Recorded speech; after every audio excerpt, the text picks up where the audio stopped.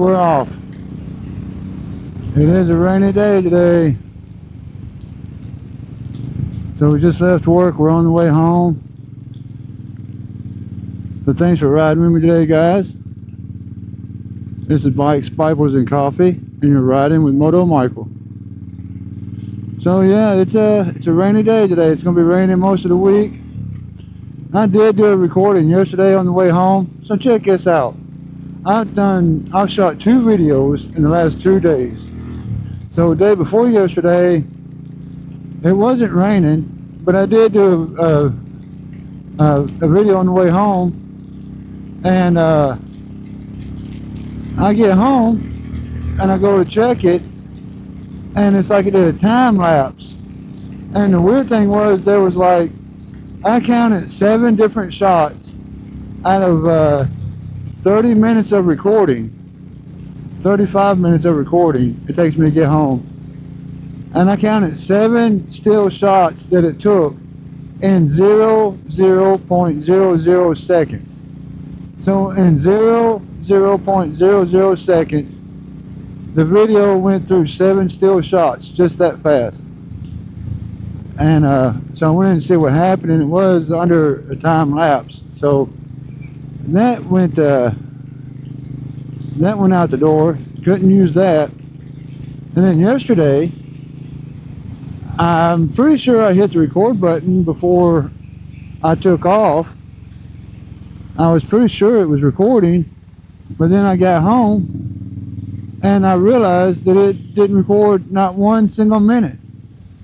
And both days I did quite a bit of talking, went over a lot of things, and none of it got recorded. Absolutely none of it.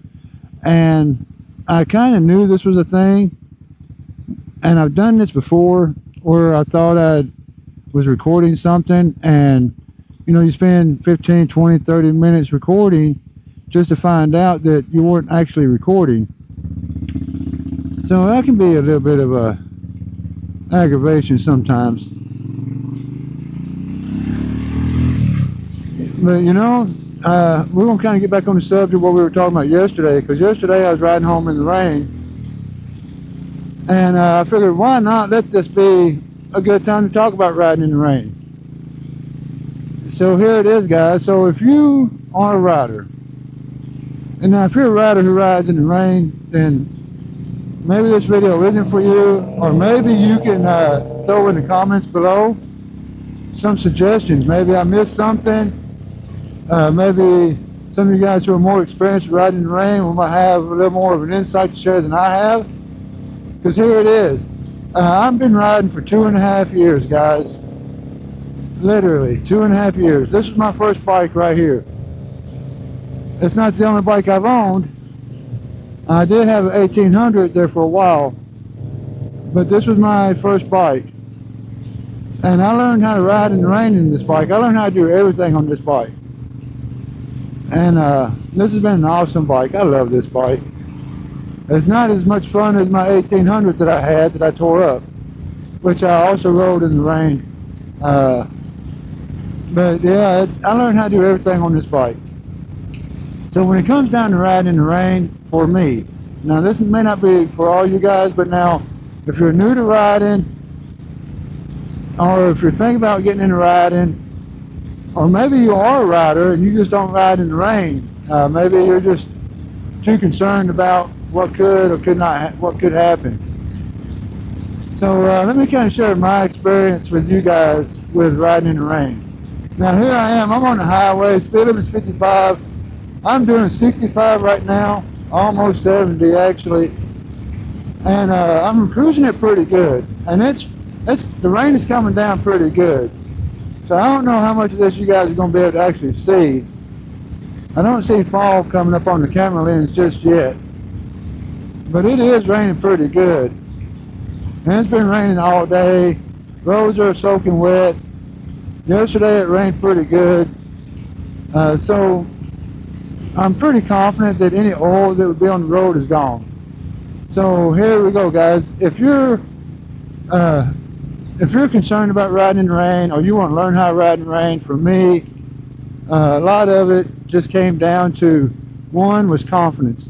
Confidence in yourself and confidence in your tires. Those are my two biggest hurdles. Um, First off, I wasn't really sure, because you hear everybody talk about how slick the roads are when they're wet, right on a motorcycle, how dangerous it is. And yeah, it is a little more dangerous than, for say, riding on a dry road. The only difference is, I think, just no sudden changes in the tires. Don't give any surprises to your tires. No sudden movements on the brakes, which that's kind of a given anyway, even on dry road, but even more so on the wet roads. Everything has to be smooth. Your braking has to be smooth. Your shifting gears has to be smooth. Your taking off has to be smooth. Because when you're sitting still and you get ready to take off and you hit that throttle kind of a little hard, like you want to take off fast, like you would on a dry road, and you're going to feel that rear end slide out. And if you hit it too hard, it's going to come completely out from under you.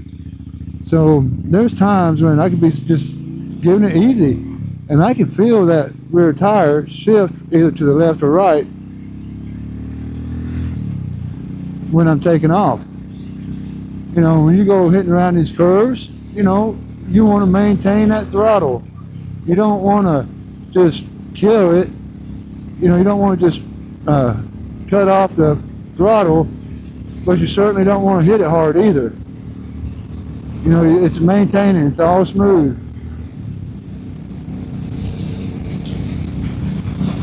Now on the other side of that coin, when you get ready to lean, so you can still lean, but try not to lean as much. So at this point, when you're going around curves, you really want to just try to lean your body off the bike more than leaning the bike. I kind of practice that anyway, even on dry roads, especially on the back roads. I'll try to bring my body off a little bit more. And along my knee, I'm not trying to drag knee. I'm on a cruiser. That's not going to happen. But when I'm trying to reduce my lean angle, I will pop my leg out there on a kind of a little sharp curve. Just try to reduce that lean angle a little bit. It does help out a lot. I bring my body out to the side of the bike, and I'll pop that knee out just a little bit. And it kind of helps reduce that lean angle, and that's what you want. Reduce that lean angle. But let's get back to confidence. So, confidence in myself and confidence in the tires. Because the tires will do what they're supposed to do. It took me a little bit to get over that little bit of a hurdle. And the way I did that was watching training videos of how other professional riders ride in the rain. And when you watch these professional riders ride in the rain, they're leaning that bike pretty good, even at some decent speeds. But what they're not doing is hard shifting, hard braking, or anything like that. Everything's more smooth. But of course, these guys have been riding for a long time too, so they've got it figured out. I'm still a newbie. Now I say I'm still a newbie. I've been riding 2.5 years, and most of you guys would still consider that a newbie. I still consider it a newbie. I know I just don't have the years invested, but now I do have a lot of miles. I've put in 2.5 years that I've had this bike, and remember, this bike was parked for 11 months or 10 months. 10 months this bike didn't hardly get rolled except for maybe to a gas station, just to keep the oil moving in it, the fluids moving, and that was like once every 2 or 3 weeks, if that. So the bike really just sat. So let's just say in that 1.5 years,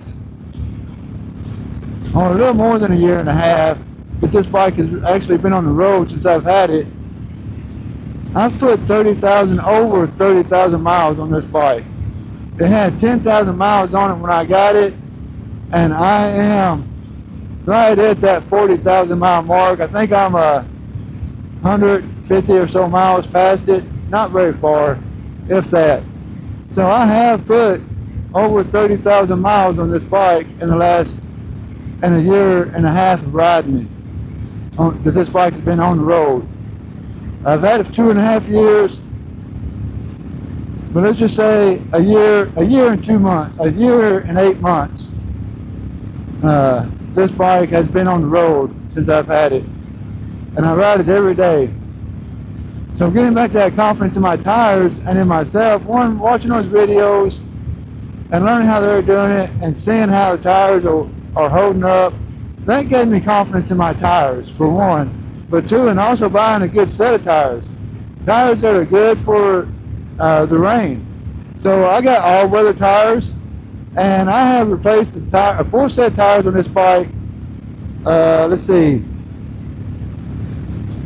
twice. I replaced them twice. And I replaced the tires on my other bike once. So, but all three sets were Pirelli Night Dragons. I've been pretty happy with those Pirelli Night Dragons. They look good. One, they do look good. They look real good.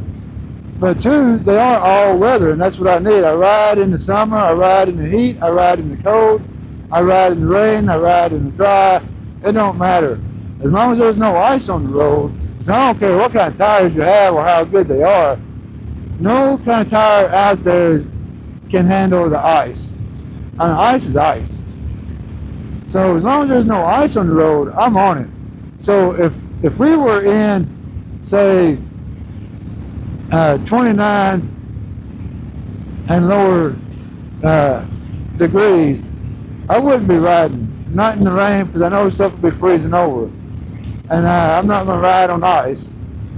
But now 32, 31, that's not, I mean, yeah, 32 is freezing, but especially on a day like today, it's raining, it's not freezing up, it's going to more just be cold.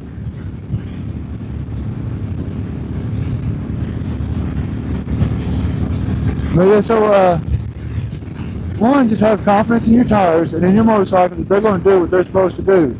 But now you got to do your part as well. Your part is maintaining what the bike is supposed to be doing. So the bike will do what it's supposed to do, but you're in control.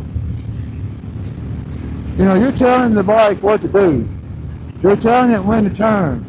You're telling it how much to lean, about whether you bring your body off the bike to reduce lean angle or not.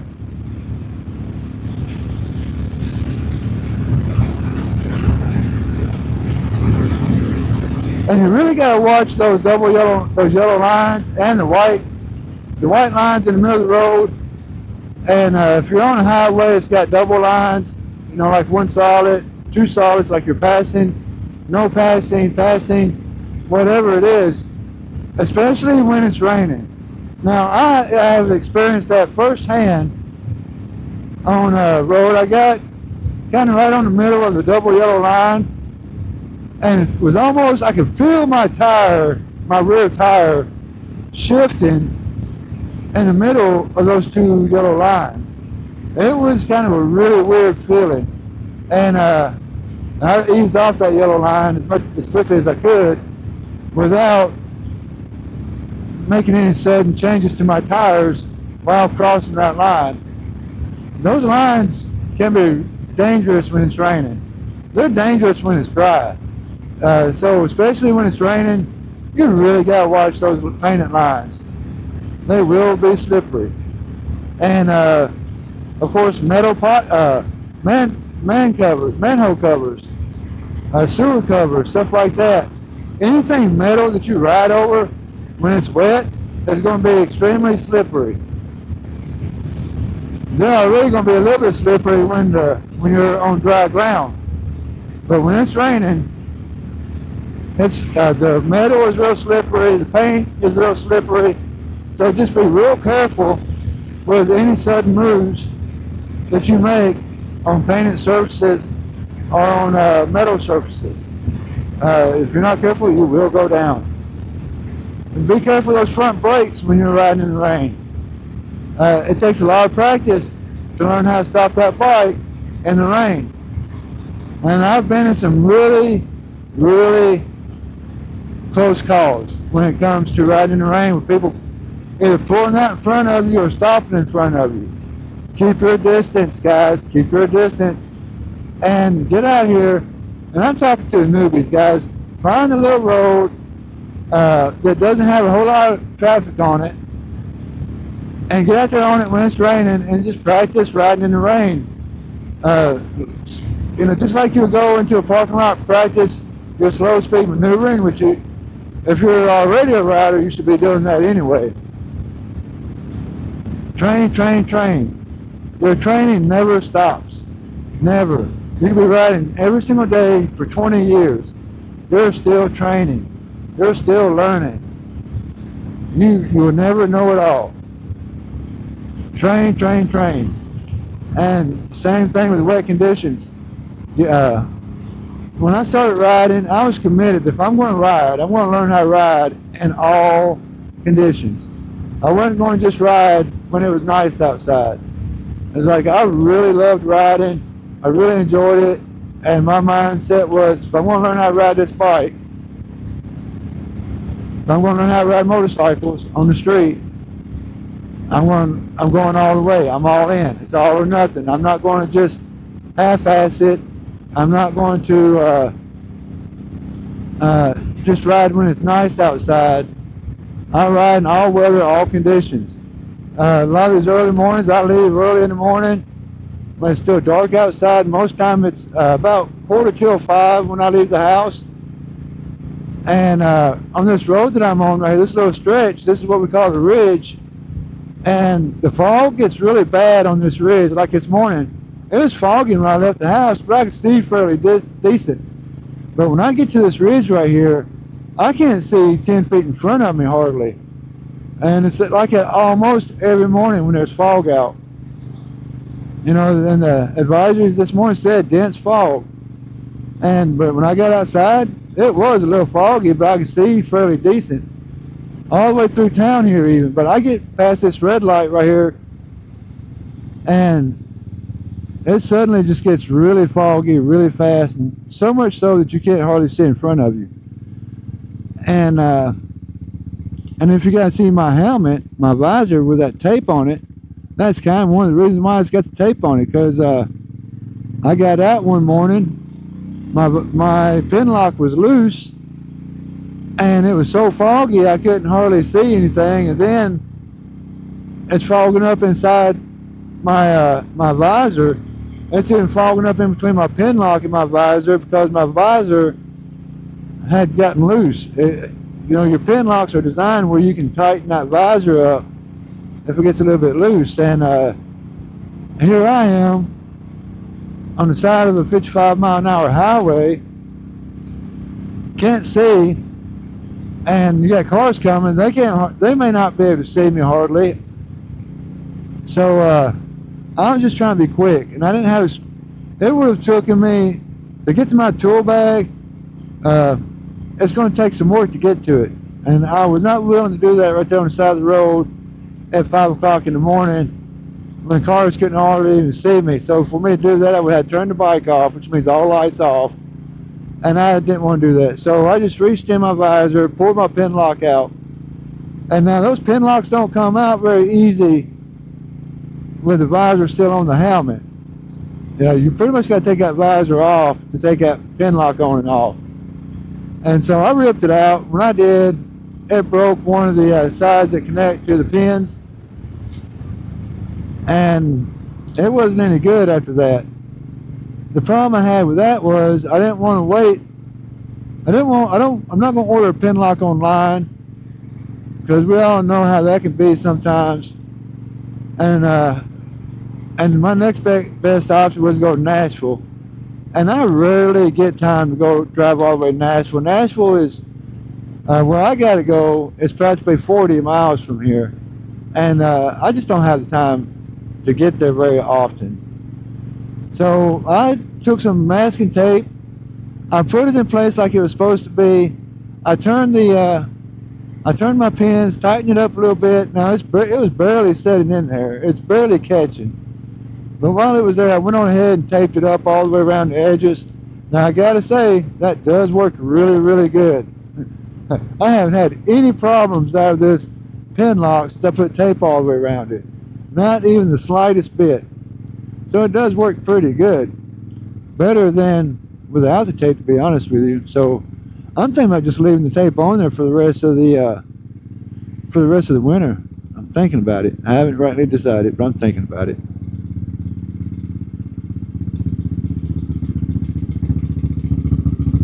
Can I turn here? I don't know what's going on here. Can I not make a left turn? I can't make a left turn, can I?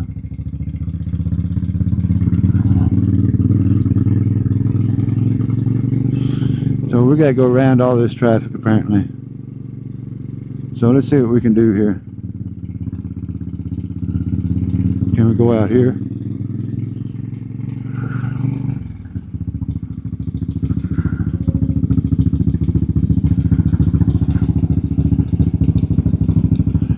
Let me see if I can get past all this crazy traffic going on right here.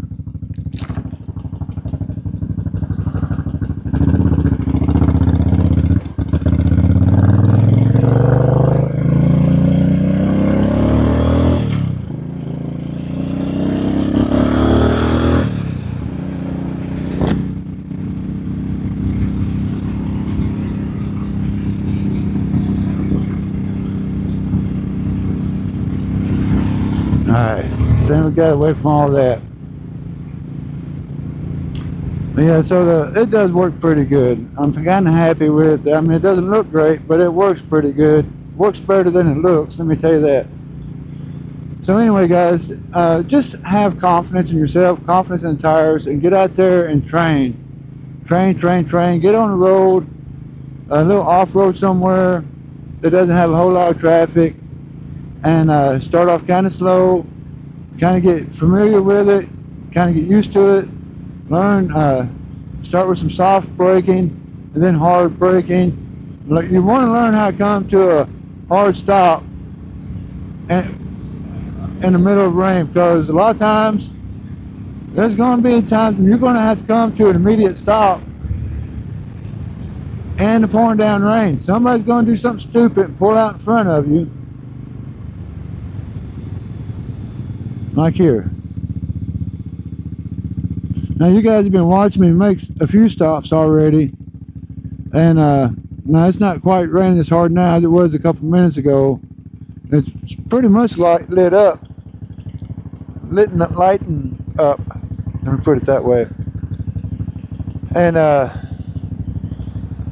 so it ain't that bad right now. It's practically almost stopped, really.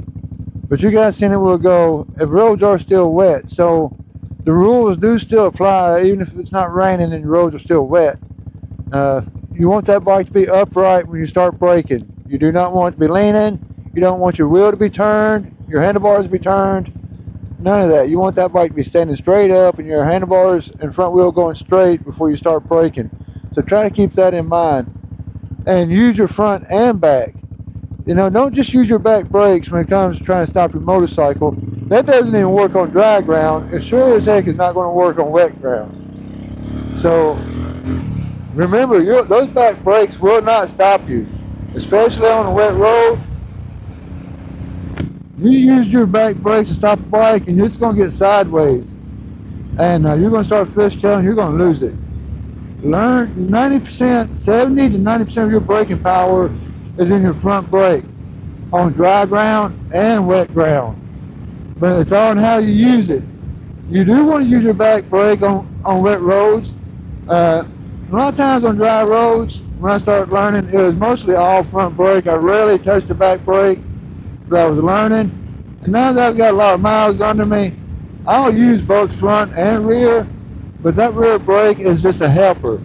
It'll help slow the bike down, but it will not stop you. It might stop you all right, but you're not going to like the stop it brings you to, because you're probably going to end up on the ground. So use, practice with your front, but when it's raining, you really want to use both. Dry ground, you can get away with just using your front brake. Unless you're doing slow speed maneuvering, then it's your rear brake. But when you're moving on the road, it's front brake only on dry grounds. For the most part, you can use front brake only. Nowadays, I use both. But just no matter what you do, just always remember that back brake is an assistant. It's a helper. It'll help you, but it won't do it for you. Your front brake is where all that power is at. It's where all your braking power is at. And we get into that on how that works on another video. But in the rain, try to use both. You know, you can use that back brake to start slowing down, but that front brake is what's going to stop you. So you can apply some pressure to that rear brake first to get you slow, and then start using that front brake. But to be honest with you, like right now, I use my front brake to let people behind me know that I'm slowing down. I'll just tap it a few times just to get that click to initialize that light, get it flash a couple times, and then I will slowly start to increase that pressure. And as I start to increase that pressure, I will apply pressure to my rear tire at the same time.